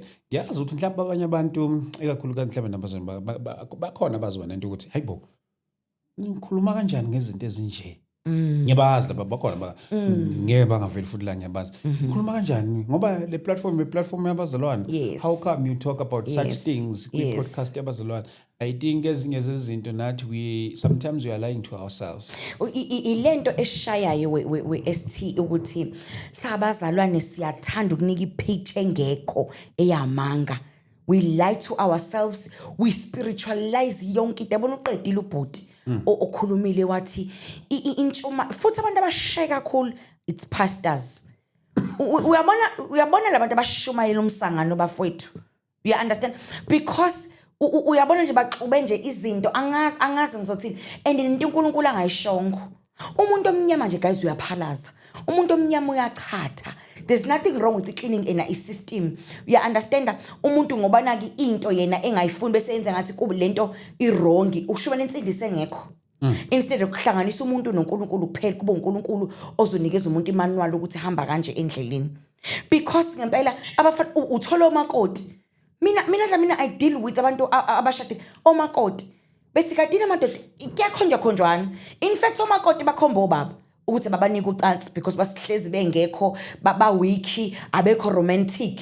Nivele nifake nje without romance bakhala ngeromance ukuthi iroma nje aninalo amadoda ngapha akhala ukuthi amakhosikazi abanika ucansi so uyabona ke amadombola amakhosikazi embedeni bavele nje babheke phezulu uyabona ukuthi inkomba nkombani meaning kufanele kuhlalwe phansi lana angithathe nango ogcina ngci then bese siyivala lapha ku TikTok ebese siyiqoqa kahle ke nathi ngalapha kwa podcast Hlubi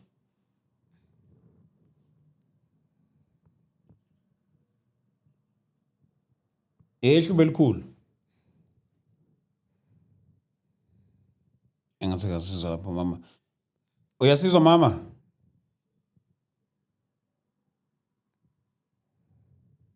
Akekho umuntu Mhlawumbe urequesting ephutha. Yes, ake ngithathe just one more person before to and then siseyivala. Ngithathe nangu u5 star.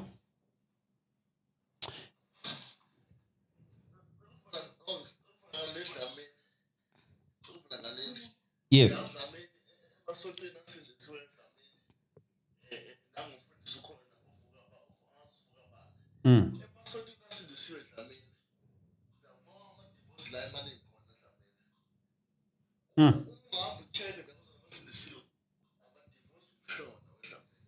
Esh.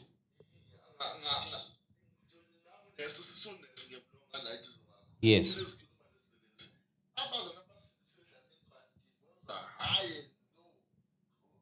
Angazi mhlawumbe hey wehlameni athi sisayibengane ezixabene nendoda ngaphuma emshadweni ingobani siba Holy Spirit mami angiye papa edlamini Thank you. Yamihisha Spirit dlamini izwe singena ngezandla sohlo sinemndeni esiyakhelayo edlamini exactly Baba sibongela kakhulu. Thank you so much baba. Angazi noma uMahlubi lapha no siyasizwa na. Mawuthi siyasizwa and then bese ngenxa simthathile no 5 star and then say goqa bafowethu. Mahlubi usiyasizwa manje? Wena kunjani? Sikhona njani? Yaphila. Hayi mina ndine point nje eyi1 encinci. We mama. Kuyakhalazwa kufa yenzeka into bana Basenkulu. Qala xa kuzowuchatwa. Abantu baye kwi-premarital counselling and stuff. Ungachatiswa abantu abaxokileyo financial. Badityaniswa bobabini benengxaki ze-finance. Okokuqala umuntu ongumama ukuze ajabule abenemihlali nikayibona imisebenzi katata apha endlini incumisa.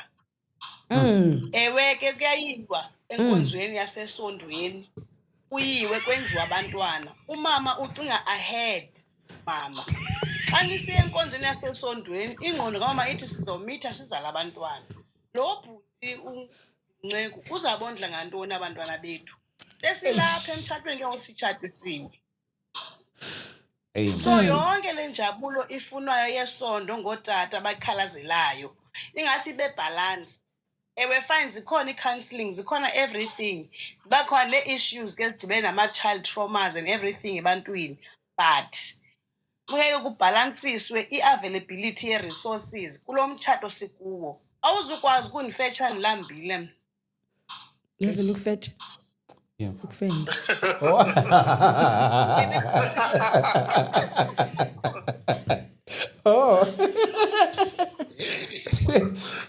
Awu baba, awuke. Aya ngikunika la kumlingani wakho.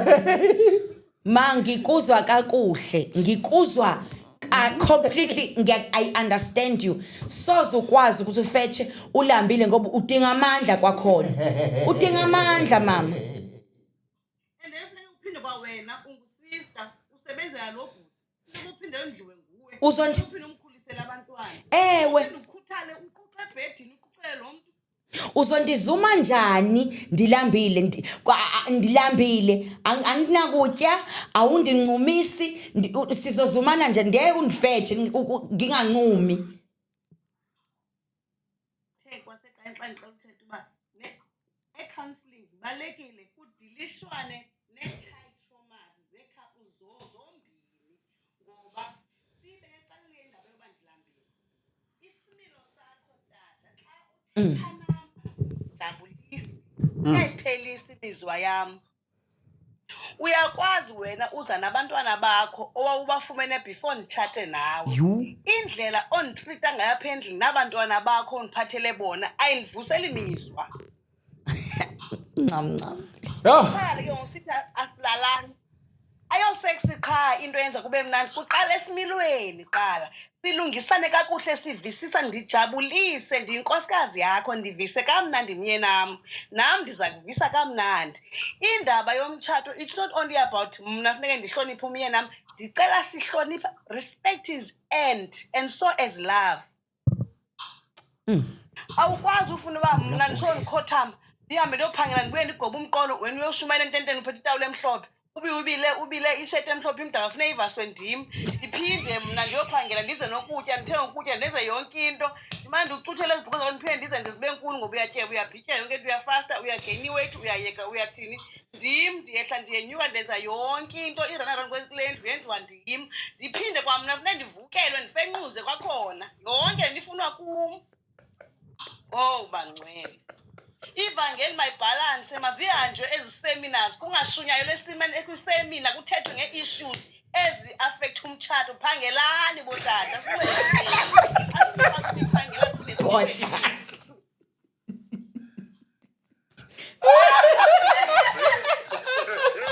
hey wabhodla umxhosa wakokuthi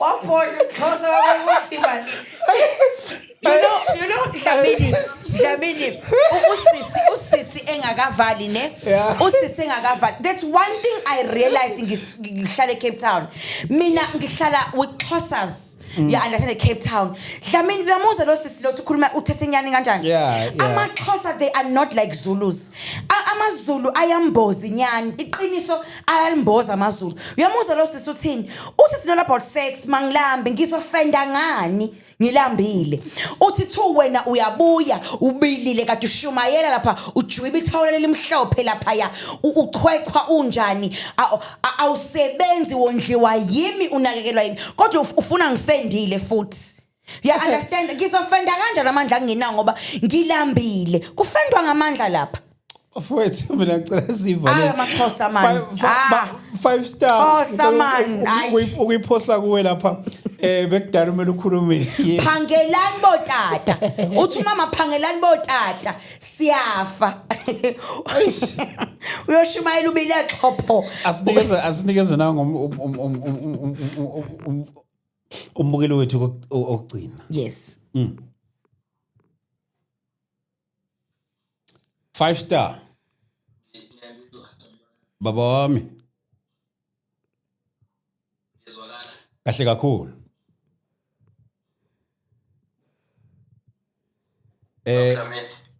baba angazi kwenzekala lapha kumina yes baba uyazwakala ngiyakuzwa ngala ngingaqhubeka okay. Yes sir. Ngiyabingelela. Baba. Yeah, ngiyabingelela. Ngiboleka i-account la. So ngomunye wabefundisi ebandleni elikhulu nje. Baba. Elidumile. So ngithe angivele ngalolu hlobo. Yeah. Ngithanda ukukhuluma kule mhlambe. Enye inkinga esinayo la ile yokuthi enye izinto esiyibona injengento ehlukanisayo emshadweni noma exabanisayo. Uze kuyiwe ngisho kwi-divorce ile yokuthi abazalwane besifazane ubafica benezinto abazilindele kubazalwane besilisa, more especially abefundisi. Mhlawumbe ngizoyisho kanje. Kuyenzeka umuntu wesifazane umshade ezumfundisi alindele ukuthi vele ekamereni uzoba mncane. Kodwa uma esefika ukuthi sekuba mningi abe nenkinga futhi ebuye imkhiphe emshadweni. Mhlawumbe ake ngisho kanje. Ulindele ukuthi mhlawumbe ngeviki nithi kabili. Kodwa uma esethola ukuthi kuyenzeka ukuthi athi ebhizi emshinini ewasha esagobile uqhamuke, athi uthi uyapheka uqhamuke, athi uthi uhlelela i-TV uqhamuke, uthola ukuthi kuyamkhipha futhi emshadweni. So nginento ethi simisa kanjani lapho. Ikhona indlela yokuthi kuphinde kuxoxeke ukuthi ngayi umuntu unama expectations ukuthi hayi loyo vele umfundisi uhambe ibanga elingaka. Ngikusho lokho from experience ukuthi kunemshado eminingi nje yapheliswa ukuthi umfundisi wakhona unkamkam akamandla ekamereni uxosha ingane. So umxake lo wesifazane ngoba waya ngento ethi ngiya kumfundisi inceke ethandazayo. So uma esefika afika ukuthi uvutha phansi mase ayabaleka futhi. So ngizama ake sibalansiseni bazalwane bami ukuthi osisi iyiphi indlela yokungena emshadweni.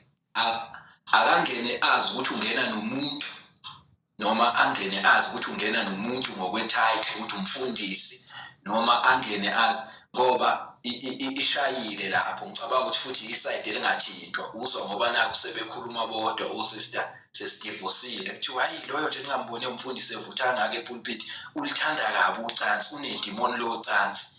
Uyangizwa ngibheke khona. Yo. Madoda. Yeah, mfundisi wami siyabonga kakhulu for your contribution. Kakhulu. Thank you so much sir. Thank you so much.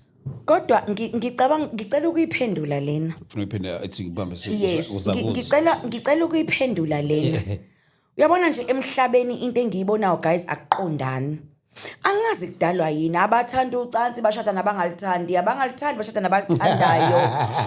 Abaclean bashada namanuku noNkulunkulu nje kodwa nayo uyasinika nje isizathu sokuthi abuye angakhonzeki kahle.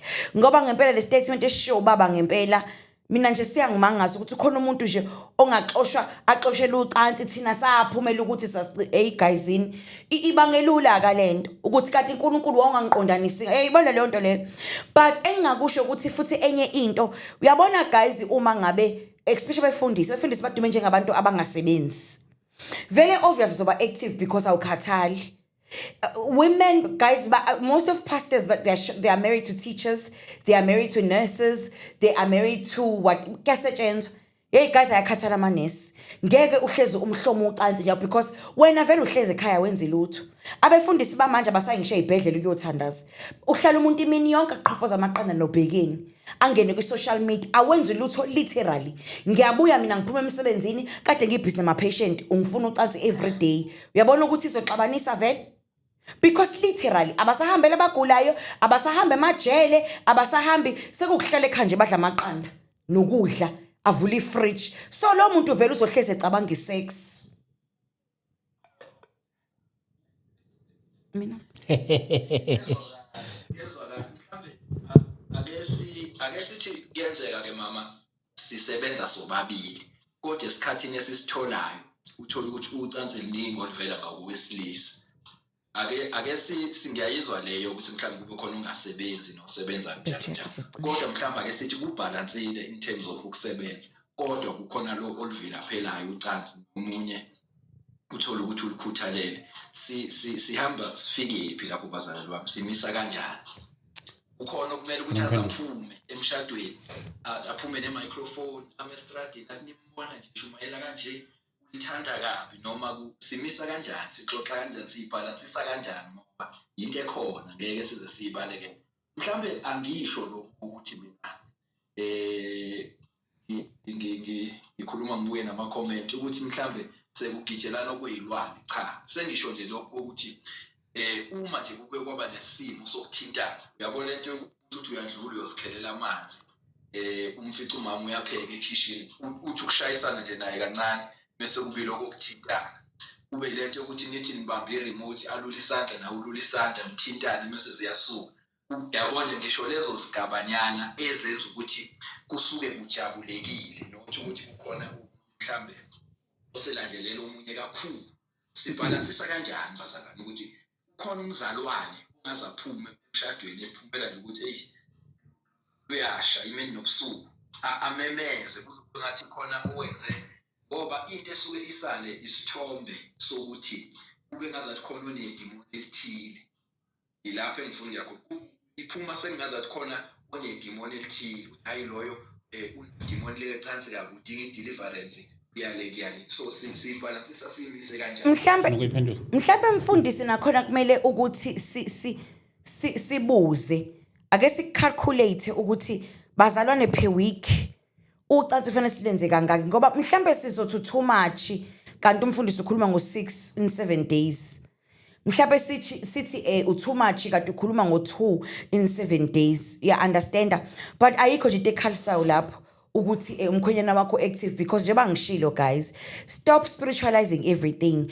Umshadweni vele iyona ndawo ivele exercise ucansi. Kwakudalele ukuthi sisazane ngocansi, ukuthola abantwana ngocansi. It is the field vele la khona yocansi, njenge boxing ring. Ering nje iboxing ngeke ufice lapha sebephaka ama Kellogg's.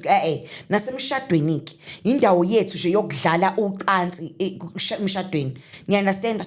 Kodwa ngizama ukubheka ukuthi is it because mhlambe lo mama unama childhood traumas, ngoba mhlambe umuntu obe nenkinga noma ilamakhosikazi lawa afuna ukuthi ukulalwa wona just because anama terms. Bakhona abantu besifazana abanjalo, bakhona obaba abenzelwa i-timetable ukuthi sizohave makuthanda mina.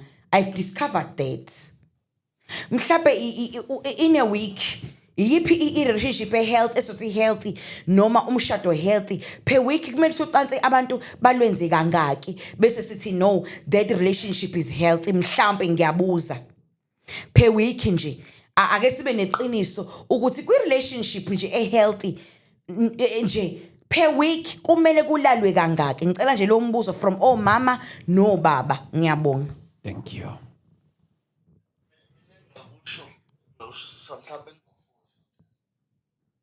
Oh, 4.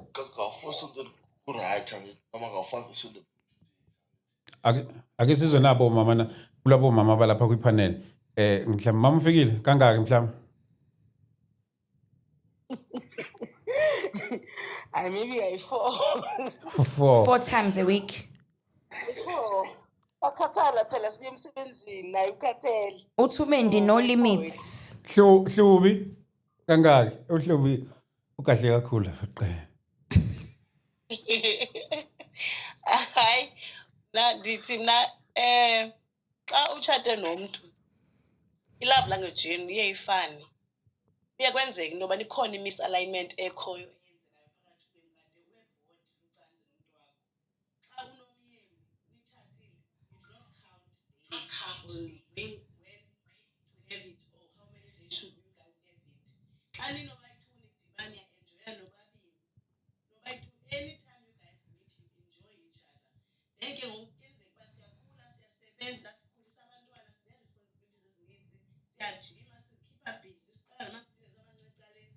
That is why mna I would say masixakekeni kwenzela uba iingqondo zethu zingasoloko zicinga ngesex naxa sezicinga zibhoreke. Mazicinge siseluthandweni, sifike ebhedini sithi ubhebatsadinwanga. Injani ngabhizinesi uthi wena hayi ndiyazama mntwam, athi yena ngapha uthi wena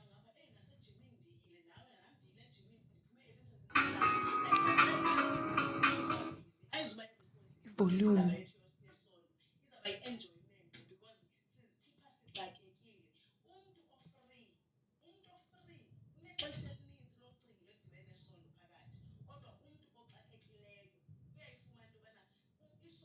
emtshatweni wami ayifilishi kabuhlungu ayingomthwalo i-enjoyment yethu sobayi-2 so ayisifikisi ke into yobana maside Ukhishwa kanjani? ngoba sobayi-2 sidiniwe sisebenza nzima but sinemimoya yazi uba yethu yo-enjoyana i-communication yethu iyabhalansa iyasixelela uba baby namhlanje wa-amt wami hayibo kaloku ninezaa communication zenu ezaa languages zenu apha endlini xa nidlula-dlulana nipheka omnye unika i-washing uba andakufuna ntwana kanje hayi namntwana undikunxanela ezaa nto zinja zimnandi aziyenzi ibe ngumthwalo laa nto so that is why bendiphinde ndathi mna uConfi unyanisile xa esithi iisemina zemitshato zibalulekile xa kufikwa phaa makungashunyayelwa kakhulu ewe ibhayibhile siphila ngayo izwi sinyanzelekile kodwa xa sifika kwisemina masibaxelele nabantu bakaThixo uba uphilwa njani emtshatweni uphiliswana njani ithini ilanguage yenu zithini i-pet names enibizana ngazo ithini i-love language yenu nidibana njani entweni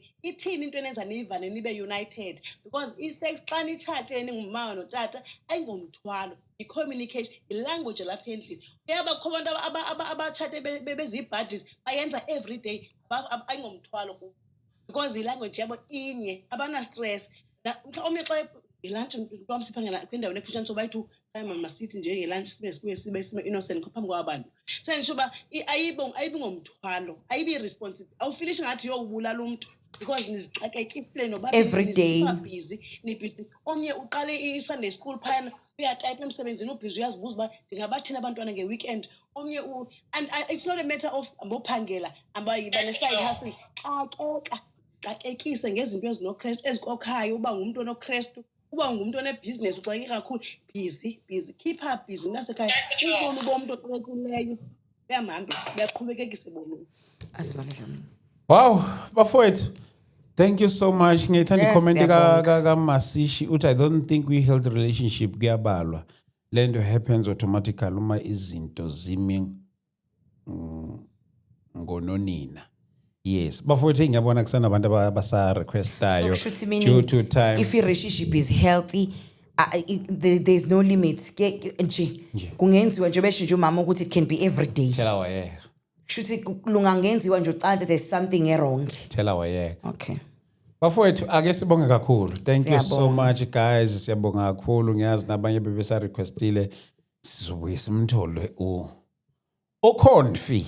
Sibuye sizoqhubeka nalolu Ngicela ukubamba nangu TN Shaba ngiyaxolisa. Okay. But I am fasting twice per week. How can I do it every day? Be honest. Ushadile ufasta twice a week. Why ufasta twice a week? Awufuna uNkulunkulu. Twice a week. Yeah. Ufuna uNkulunkulu every week. Yeah, like khona mhlambe kune fasting yebandla. Ngelanga elithile evikini. Kube ne fasting yami evikini eqondane nami. So yeah. Ibazalane ngeke. Ay, mental illnesses but bazalane siyabonga kakhulu. Thank you so much guys for joining us with live. Sicela ugoqa sivale ina ishow. Bafowethu asibonge Siyabonga kakhulu kakhulu. sengivalile mina lapha ku TikTok asibonge kakhulu sivalise kulaba abethi be podcast. Thank you so much for joining us. Thank you so much. And you wait for this episode. It will be out very soon.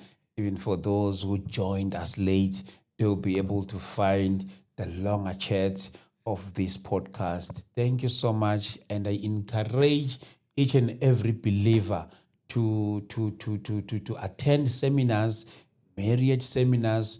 You know, they are very much important. Let us not run away. Let us not shy away from such topics as the body of Christ because they are very much important. Hence, we have a high rate of a divorce because of such topics. We tend to turn a blind eye on it because, spiritualizing how can umzalwane talk about such things? As umzalwane, you don't have to talk about these things. Yet in the long run, this is shy. Bafowethu siyabonga kakhulu. Confi, thank you so much. Thank you so much, Baba. Thank you so much. asiphumule baba nakusasa kusayibusuku. Nona siphumule kakhulu. Bazalwane, tomorrow I'm advertising, I'm going ubhuti uyangidedele. Ngiya kwi-LGBT kwa. Ngicela sihlangane khona ngo-12 o'clock until 1 o'clock. Siyobe khona sikhona. Thank you so much. God bless you. Nilale ngokuthula. Siyabonga kubona bonke abaparticipateile. Thank you so much. Good night. I love you all. Peace be with you.